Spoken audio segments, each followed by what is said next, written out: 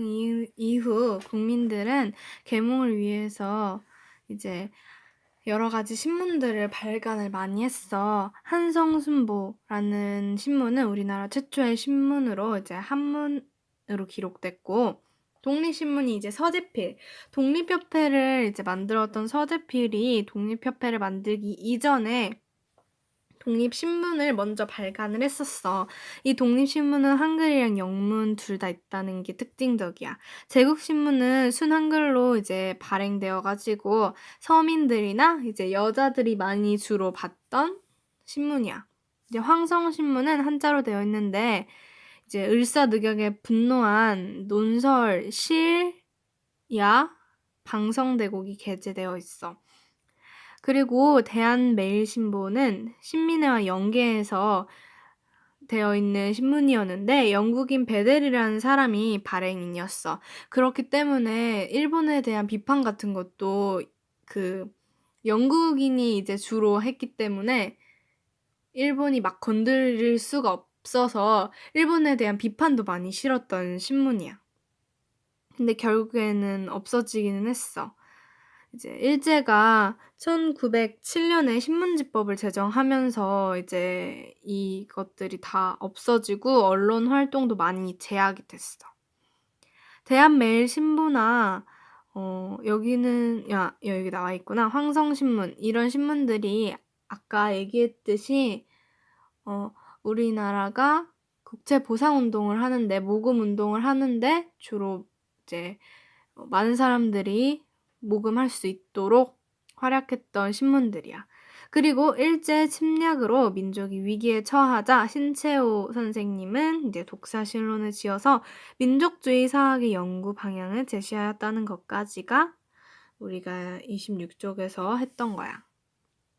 이제 마지막 페이지로 갈게. 여기 부분 내가 정리 못 해준다는 게 정말 제일 아쉬운 파트인데 왜냐하면 여기는 1910년대, 1920년대, 1930, 40년대로 나눠서 하는 게 매우 중요하기 때문이야. 일단 1910년에는 무단 통치를 실시해서 일본이 우리를 억압을 했어. 헌병 경찰이 한국인의 모든 일상에 관여를 했고 태형이 뭐냐면 때리는 처벌이야. 그런 태형 등을 행사했고 또 언론, 출판, 집회, 결사의 자유를 제한했어. 황성신문, 대한매일신보 이런 것들 발행을 금지시키고 애국 계몽 단체들을 다 해산시켰어. 그리고 식민지 교육 체제를 보통교육과 실업교육 위주로 편성해서 한국인에겐 고등교육 기회를 부여하지 않는 우민화 교육을 시행하고 이제 친일파들은 다닐 수 있었어, 학교를. 사립학교와 서당 등의 민족 교육기관을 전부 다 탄압했지. 그게 바로 무단통치 기간인 1910년대야. 이제 토지조사 사업은 1910년에서 1918년까지 전국의 토지 소유권을 조사해서 이제 식민통치 필요한 재정을 확보하기 위한 사업이었어. 이제 신고 기간이 짧고 절차가 엄청 까다로워서 기한 내에 소유권을 신고 못하는 경우가 되게 많아서 원래 내 땅이었음에도 불구하고 이거를 이제 등록을 못 시키는 바람에 소장농으로 전락하는 사람들이 굉장히 많았어. 그런 농민들이 많았지. 이제 그리고 그거로 인해서 미신고 토지들이 나오면 그건 전부 이제 총독부가 차지했고 그들은 권한이 강화된 지주의 횡포로 불리한 조건의 계약을 해야 했어. 소장농들이. 이제 살기 어려워진 농민들이 이제 불질러서 밭을 만들어 가지고 농사를 짓는 그런 화전민이 되거나 만주 연해주 등지로 이주해 가지고 이제 사는 사람들도 생겼지. 일본은 민족 자본의 결집과 성장을 억제하고 효율적으로 우리나라, 즉 식민지의 경제 수탈을 할 수 있는 여러 가지 법령을 제정했어. 1910년에는 회사령, 1912년에는 은행령, 1915년에는 광업령 등을 통해서 경제활동을 모두 허가제로 전환하고 임야조사 사업을 실시했어. 임야조사 사업이 그거야. 여기서 야가 야자로 이제 들판들 이런 땅들을 다 조사해서 토지조사 사업이랑 비슷하게 그거를 다 국유립으로 이제 편입시켜버린 거지. 이때 일본 상품 판매를 위해서 철도랑 도로 이런 시설들도 정비했어.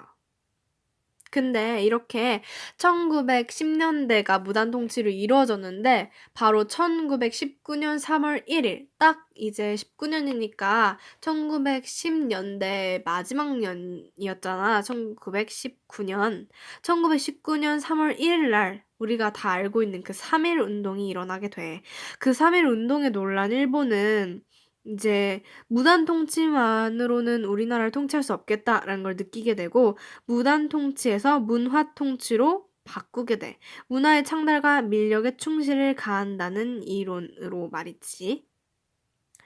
근데 이 식민 통치를 은폐해가지고 오히려 민족의 저항과 악화된 국제 여론을 무마시키고 친일 세력을 양성시키고 우리 민족을 분열시키는 목적이 있었지.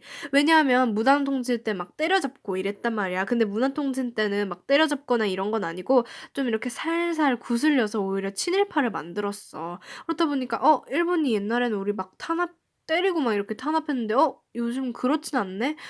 일본이 그렇게 나쁜 놈이 아니었어요. 그럼 이제 우리 그러니까 일본을 좀 따르고 해도 되지 않을까? 일본이 우리나라한테 막 철도도 놔주고 편리함도 주는데? 라고 이제 일반 백성들이 그렇게 생각하기 시작하는 거지. 근데 표면적 내용으로는 여러 가지를 우리한테 약속을 했어. 일단 문관 총독을 임명하겠다. 총독부를 이제 문관, 원래 전부 다 무관이나 군인이었거든. 근데 문관 총독을 임명하겠다라고 했는데 실질적으로는 단 한 번도 문관 총독이 임명이 된 적이 없어. 그리고 헌병 경찰을 보통 경찰로 전환한다고 했는데 진짜 원래 100명이 인원이었다면 3배 이상 늘려. 그렇다 보니까 당연히 탄압은 더 심해질 수밖에 없어. 군인들이 이제 경찰을 하는 게 아니라 일반 경찰들이 보통 경찰들이 이제 하는 걸로 전환을 하겠다라고 했지만 3배 이상 이제 관서나 인원, 비용을 늘렸는데 당연히 탄압이 더 약해질 일은 없지. 그리고 민족계 신문의 발행을 허용하겠다라고 했어. 그게 바로 이제 조선일보랑 동아일보의 발행을 허용하겠다는 거였는데 사실적으로는 검열제도를 만들어가지고 일본에게 비판적이거나 민족의식을 이제 도모시키는 그런 에 대한 기사는 다 삭제해버렸어. 그리고 심한 경우에는 그 달이나 그 날에는 아예 그 신문을 내지 못하게까지 했었단 말이야. 그리고 또 한국인에겐 교육 기회를 확대하겠다라고 말은 했지만 실질적으로 보통 학교의 수가 워낙 부족했고 학비도 워낙 비싸서 한국인의 취학률은 일본인의 6분의 1밖에 되지 않았어. 즉 친일파들이나 진짜 일본 사람들만 다닐 수 있었다는 얘기지. 한국인의 자치를 허용하고 지방자치제를 실시하겠다라고 했는데 실질적으로는 위의 참여는 허용되지도 않았고 자문기구를 두었지만 친일파만 참여할 수 있도록 했어. 이게 무슨 허용한 거야. 말도 안 되는 거지. 독립운동을 자치운동으로 유도해서 민족을 분열하는 거를 더 이제 많이 했지. 이 민족을 분열시킨 거는 그거야. 친일파를 많이 만들면 원래는 다 단합해서 우리 독립을 합시다 라고 했던 사람들이 몇몇이 이제 친일파로 바뀌게 되면서 민족이 분열을 일으키는 거야. 그게 바로 민족 분열 획책이지.